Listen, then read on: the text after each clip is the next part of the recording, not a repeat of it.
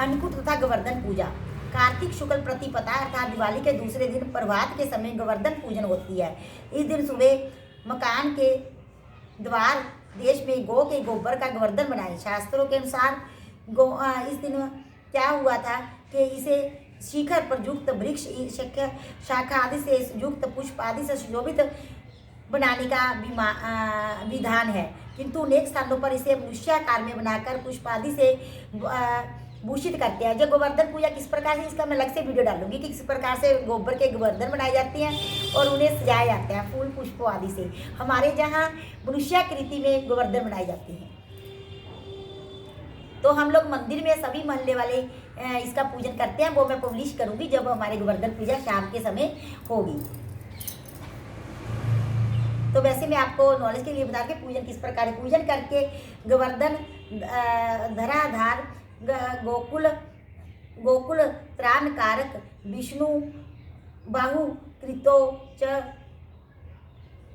श्राय गवाम कोटि प्रदो भव, इस श्लोक से प्रार्थना करें। इसके बाद भूषणीय गौं का आह्वान करके उनका यथोविधि पूजन करें और लक्ष्मी आर्या लोकपालम देनु रूपेण संस्थिता धृतम दैति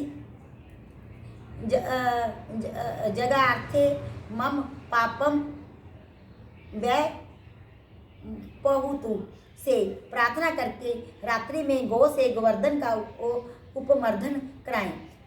कहीं कहीं लोग दूसरे तरीके से भी इस पर्व को मनाते हैं। इस दिन वह इंद्र वरुण अग्नि आदि देवताओं की पूजन करते हैं। अन्नकूट या गोवर्धन पूजा का आज जो विधान है वह द्वापर युग से भगवान श्री कृष्ण के अवतार के बाद आरंभ हुआ था। उस समय लोग इंद्र भगवान की पूजा करते थे। 56 प्रकार के पकवान व मिठाइयों का भोग लगाया जाता था। ये पकवान तथा मिठाइयाँ इतनी अधिक मात्रा में होती थी कि इनका पूरा पहाड़ ही बन जाता था। अन्नकूट के में चंद्र दर्शन अशुभ माना जाता है। यदि प्रतिपदा में दूज हो तो अन्नकूट अमावस्या को मनाया जाता है। इस दिन प्रातः तेल मलकर स्नान करना चाहिए। अन्नकूट वाले दिन पूजन का समय कहीं प्रातः काल है तो कहीं दोपहर को लोग गाय बैल आदि पशुओं को स्नान कराते हैं, उनके पैर धोते हैं, फूल माला धूप दीप चंदना से उनका पूजन करते हैं, गायों को मिष्ठान खिलाकर उनकी आरती करते हैं, प्रदक्षिणा करते हैं। कई तरह के पकवानों के पहाड़ बनाकर उनके बीच श्री कृष्ण जी की मूर्ति रखकर पूजा की जाती है। इस दिन संध्या के समय दैत्यराज बलि का पूजन भी किया जाता है। पूजन आदि के बाद अन्नकूट की जय कथा सुननी चाहिए। अन्नकूट की कथा मैं आपको सुनाती हूँ। अन्नकूट वाले दिन यह कथा पढ़ी जाती है।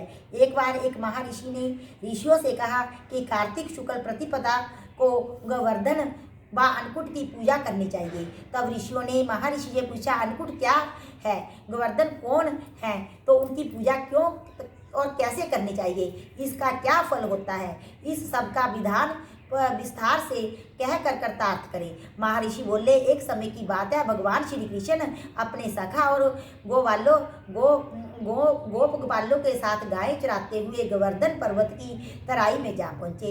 वहाँ पहुँचकर उन्होंने देखा कि हजारों गोपियाँ गोवर्धन पर्वत के पास 56 प्रकार के भोजन रखकर बड़े उत्साह से नाच गाकर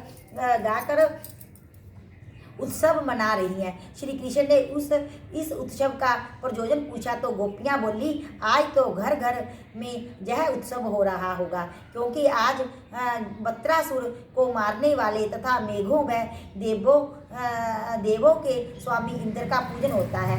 यदि पूजा से वे प्रसन्न हो जाएं तो ब्रज में वर्षा होती है, अन्न पैदा होता है तथा ब्रजवासियों का भरण पोषण होता है। यह सुनकर श्री कृष्ण जी ने कहा, यदि देवता प्रत्यक्ष आकर भोग लगाएं तब तो तुम्हें यह उत्सव जरूर करना चाहिए। गोपियाँ बोली, देवराज इंद्र की इस प्रकार निंदा नहीं करनी चाहिए। यह तो इंद्र द्रोज नामक यज्ञ है, इसी के प्रभाव से अतिवृष्टि तथा अनावृष्टि नहीं होती। श्री कृष्ण जी बोले, इंद्र से में क्या शक्ति है, उससे अधिक शक्तिशाली तो हमारा गोवर्धन पर्वत है, इसी के कारण वर्षा होती है। अतः हमें इंद्र से भी बलवान गोवर्धन पर्वत की पूजा करनी चाहिए। देखिए तो भगवान ने कितना अच्छा संदेश दिया है कि हमें पेड़ पौधों की पूजा करनी चाहिए, पर्वतों की रक्षा करनी चाहिए। तो आज का मनुष्य पेड़ पौधों को किस प्रकार से काट रहा है अंधाधुंध, और हमें कोविड जैसी महामारियों का सामना करना पड़ रहा है। हमारे शास्त्रों में कुछ भी पखंड नहीं है, वह सभी चीज़ें सिंबॉलिक है और हमें कुछ ना कुछ प्रेरणा देती है हमें किस प्रकार से अपने पर्वतों की रक्षा करनी है। गोवर्धन पर्वत का अन्नकूट का यही महत्व समझाया कि हम अपने पेड़ पौधों को भोग लगाएं, मतलब कि उनकी पूजा करें। पेड़ पौधे ही हमारे जीवन रक्षक हैं। पहाड़, नदियाँ, आज हम नदियों को भी प्रदूषित करते जा रहे हैं, उसमें कूड़ा कचरा फेंक कर। इस प्रकार काफी वाद विवाद के बाद श्री कृष्ण जी की बात मानी गई तथा ब्रज में इंद्र के स्थान पर गोवर्धन की पूजा की तैयारियां शुरू होगी। सभी गोप ग्वाल अपने अपने घरों से पकवान लाकर गोवर्धन की तराई में श्री कृष्ण द्वारा बताई विधि से पूजन करने लगे। उधर श्री कृष्ण ने अपने आदि दैविक रूप से पर्वत में प्रवेश करके ब्रजवासियों द्वारा लाए गए सभी पदार्थों को खा लिया तथा उन सबको आशीर्वाद दिया। सभी ब्रजवासी अपने यज्ञ को सफल जानकर बड़े प्रसन्न हुए। नारद मुनि इंद्रद्रोज यज्ञ देखने की इच्छा से ब्रज गांव में आए थे। उन्हें भी इंद्रद्रोज यज्ञ के स्थापित होने तथा गोवर्धन पूजा का समाचार मिला। यह सुनते ही नारद अपने स्वभाव के अनुसार इंद्रलोक जा पहुंचे तथा उदास होकर बोले, गोकुल के निवासी गोपों ने इंद्रद्रोज बंद करके आप से बलवान गोवर्धन का पूजन शुरू कर दिया है। आज से यज्ञों आदि से उसका भाग तो हो ही गया।